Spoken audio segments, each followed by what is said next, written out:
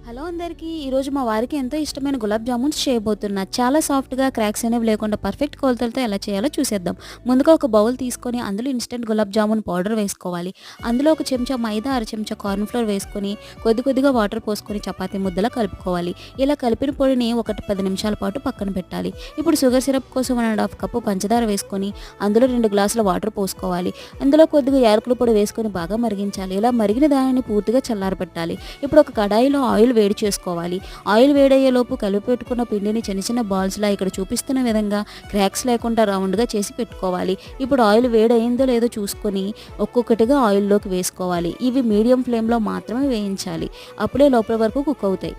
ఇలా వేయించిన వాటిని ఒక బౌల్‌లో వేసుకొని షుగర్ సిరప్‌ని వేసుకోవాలి.